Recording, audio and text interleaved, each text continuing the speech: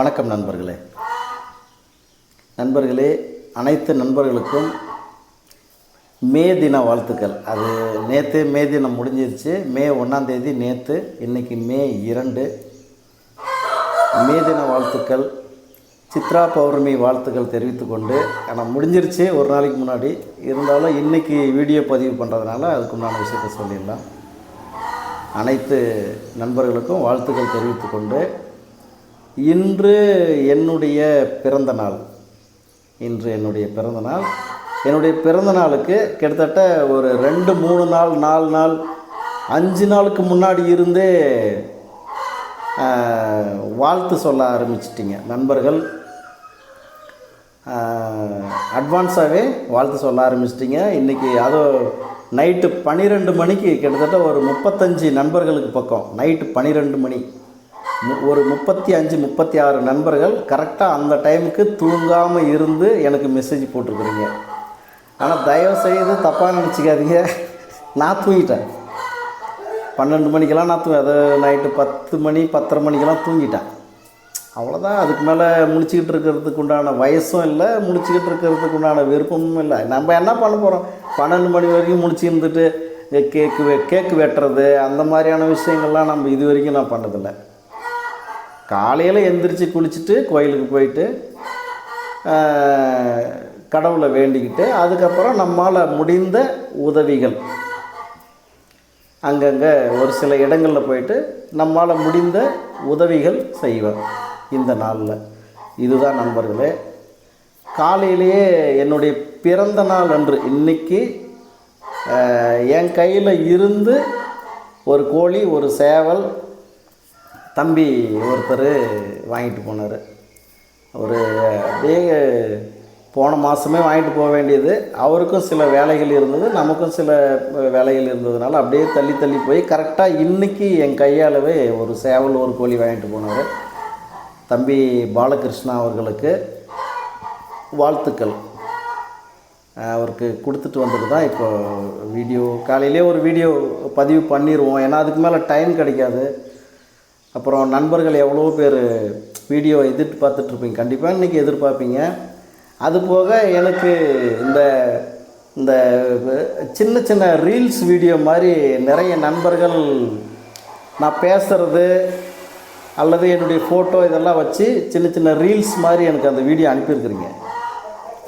அது பார்க்குறதுக்கு ரொம்ப சந்தோஷமாக தான் இருக்குது. நல்ல விஷயங்கள் தான் பண்ணியிருக்கிறீங்க. சில நல்ல வாக்கியங்களில் பேசுகிற மாதிரி வச்சும் வீடியோ, சின்ன ரீல்ஸ் ஷார்ட்ஸ் வீடியோ எனக்கு போட்டிருக்கிறீங்க. என் வீடியோவை எனக்கு அனுப்பியிருக்கிறீங்க.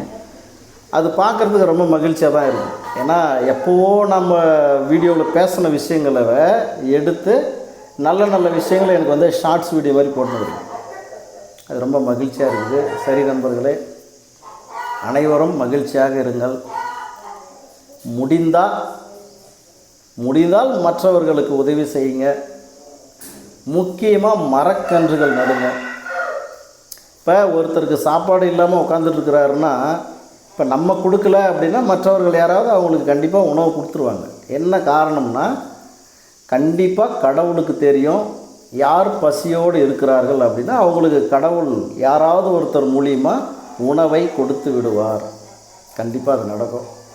இன்றைக்கி காலகட்டத்துக்கு யாருமே பசியோட பட்னியாக இருக்கிற மாதிரி இல்லை.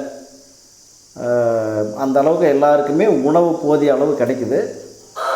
இந்த பெற்ற மகள்கள் கைவிடப்பட்ட பெரியவங்க இருப்பாங்க இல்லைங்களா, அவங்களுக்கு உணவு கிடைக்கிறது கொஞ்சம் கஷ்டம்தான்.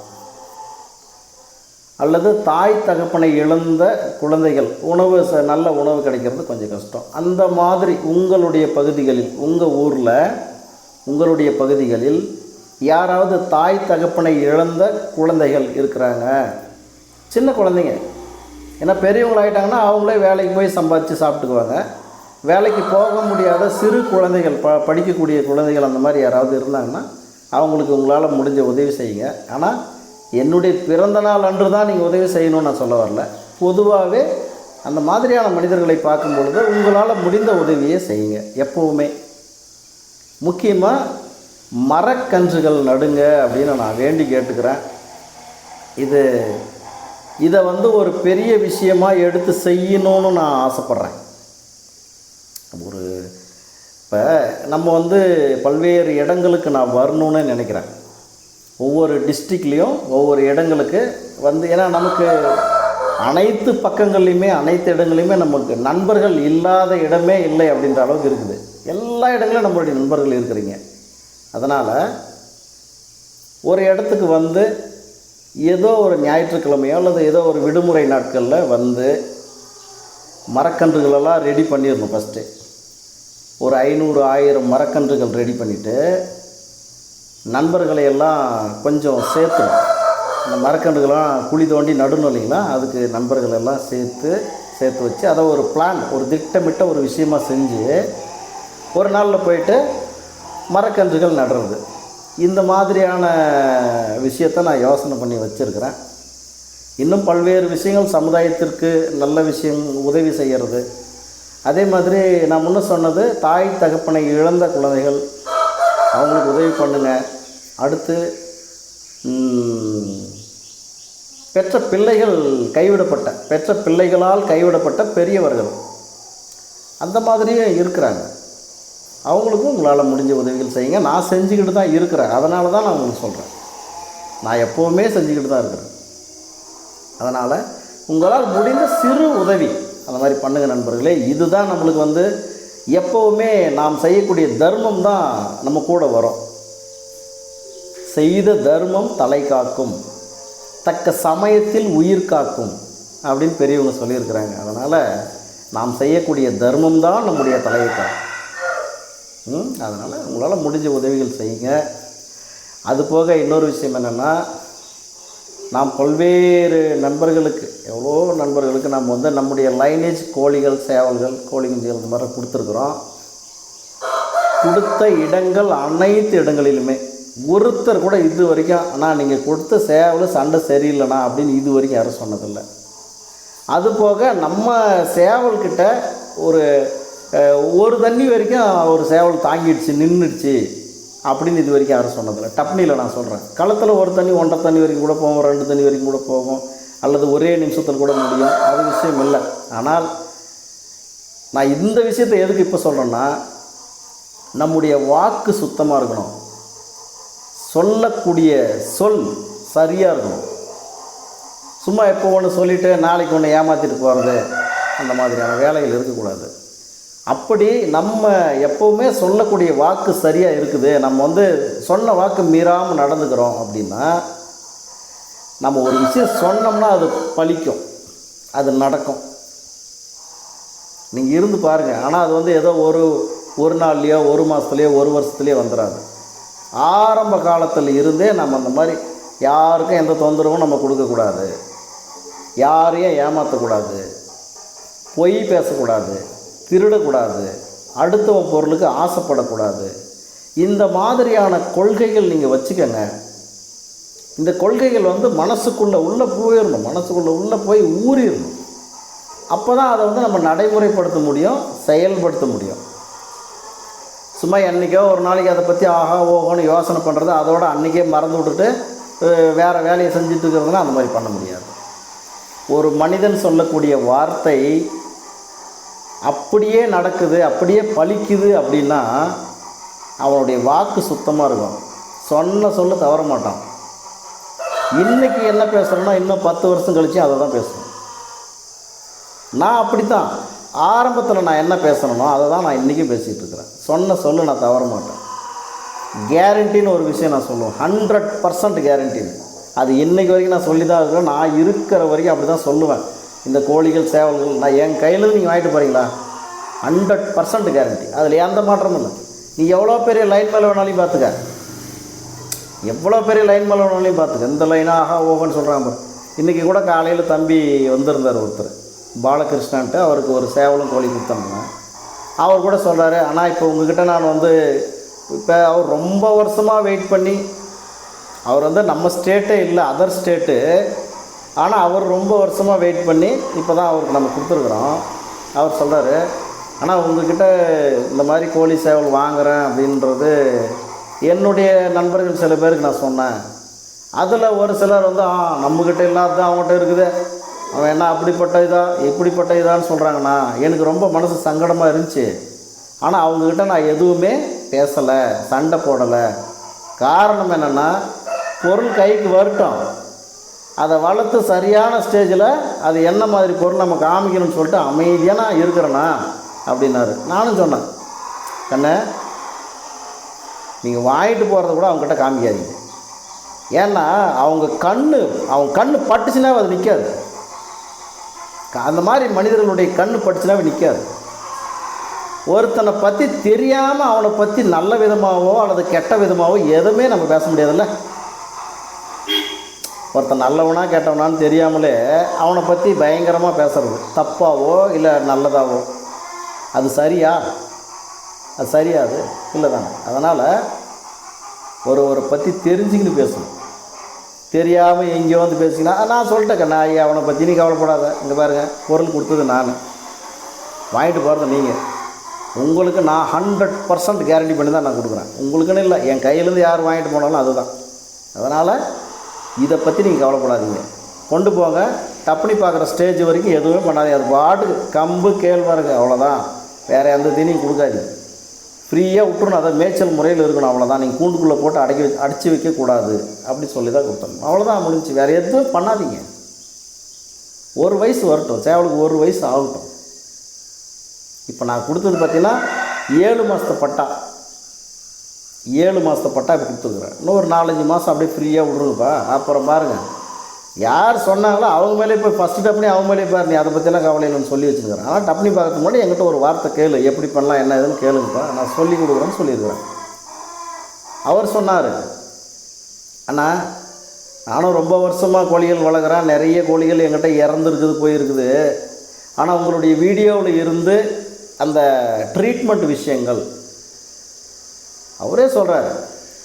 அவங்க கூட இத்தனை வருஷமாக பழகினவங்க எவனுமே ஒரு ட்ரீட்மெண்ட் கூட சொன்னதில்லைண்ணா. ஆனால் நீங்கள் எந்தெந்த நோய் எப்படி வரும், எந்த நோய் என்ன அறிகுறி, அதுக்குண்டான மருத்துவ முறைகள் என்னன்றதெல்லாம் பர்ஃபெக்டாக சொல்லியிருக்கிறீங்க.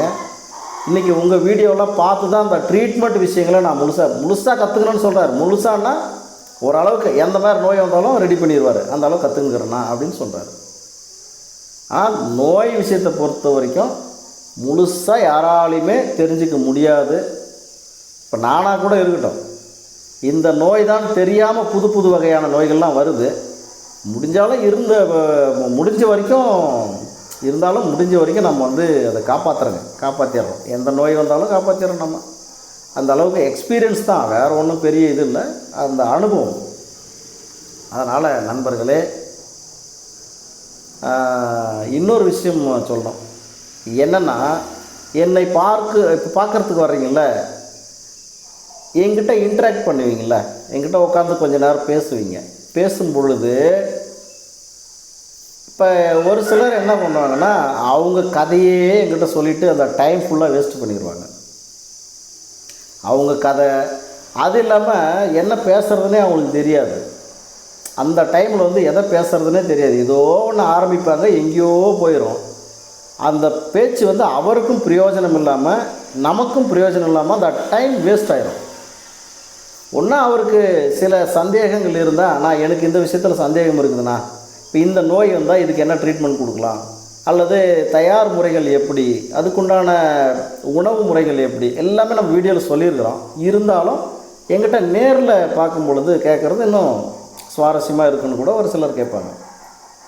இந்த மாதிரி உங்களுடைய சந்தேகங்களை கூட எழுதி வச்சுக்கின்னு கூட நீங்கள் வந்து எங்கிட்ட கேட்டுருக்கலாம். அதெல்லாம் இல்லை, ஏதோ ஒரு கதையை ஆரம்பிப்பாங்க, அங்கங்கே போய் அவன் இவன் அது இப்படியே போய் அது டைம் ஃபுல்லாக வேஸ்ட் ஆகிரும். தயவு செய்து அந்த மாதிரி பண்ணாதீங்க. இனிமேல் என்ன நீங்கள் நேரில் பார்க்குறதுக்கு உண்டான உங்களுக்கு வாய்ப்பு கிடைத்தால் அந்த வாய்ப்பை நீங்கள் எப்படி பயன்படுத்திக்கணும்னா, உங்களுடைய பேச்சை குறைக்கணும். உங்களுடைய பேச்சை குறைச்சி உங்களுக்கு தேவையான விஷயங்களை எங்கிட்டேருந்து நீங்கள் எடுத்துக்கணும். அவ்வளோதான். நீங்களே பேசிகிட்டு இருந்தால் நான் வந்து உங்களுக்கு சில விஷயங்கள் சொல்லி கொடுக்கணும்னு நினச்சிட்டு வருவேன். ஏன்னா நீங்கள் ஆரம்பத்தில் என்கிட்ட பேசுகிறது, வாட்ஸ்அப்பில் மெசேஜ் போடுறது, இதெல்லாம் வச்சு பார்க்கும்போது உங்களுக்கு எவ்வளவு அனுபவம் இருக்குது, உங்களுக்கு எந்தெந்த விஷயத்தில் உங்களுக்கு அனுபவம் குறைவாக இருக்குது. அதாவது வந்து ட்ரீட்மெண்ட் ரொம்ப முக்கியம். ட்ரீட்மெண்ட் தான் அதிகமாக நான் சொல்லி கொடுத்து அனுப்புவேன்.